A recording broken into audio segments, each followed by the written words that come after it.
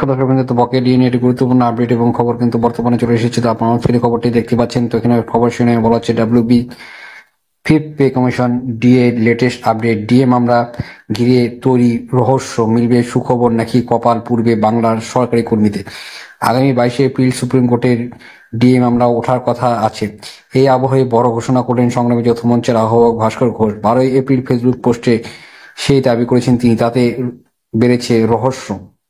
সংগ্রামী যৌথ মঞ্চের আহ্বায়ক তিনি লিখেছেন যে ডিএ মামলা আগামী শুনানিতে বিখ্যাত আইনজীবী থাকবেন বলে দাবি করেছেন সংগঠনের মুখ ভাস্কর ঘোষ। এই নিয়ে তিনি একটি ফেসবুক পোস্ট করেন। সেখানে অবশ্য তিনি জানিয়ে দেন যদি আইনজীবীর কোনো আন্তর্জাতিক মামলা না থাকে তাহলে তিনি তাদের হয়ে লড়বেন। এই আবহে এই আইনজীবী নিয়ে কৌতূহল তৈরি হয়েছে।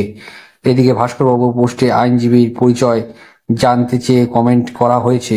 তেমনি একটি কমেন্টে ভাস্কর ঘোষ লেখেন, উনাকে নিয়ে যারা মামলা করান, যদিও পশ্চিমবঙ্গ এ ধরনের মানুষ কমই আছেন, একবার জিজ্ঞেস করুন, যেটা বলছি সেটা তারাও বলবেন। প্রথমত দেশে থাকেন না, আন্তর্জাতিক মামলা লড়লেও গুরুত্ব অনুযায়ী থাকবো বলে থাকতে পারেন না অনেক সময়।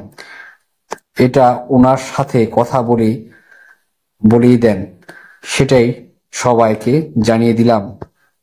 উল্লেখ্য, সুপ্রিম কোর্টে পশ্চিমবঙ্গে বকেয়া ডিএ মামলায় রাজ্য সরকারি কর্মচারীদের সংগঠনের মধ্যে সংঘাত শুরু হয়েছিল মার্চ মাস থেকেই। ডিএ মামলায় যুক্ত হতে চেয়েছিলেন শীর্ষ আদালতের সংগ্রামী যৌথ মঞ্চ, যদিও সেটার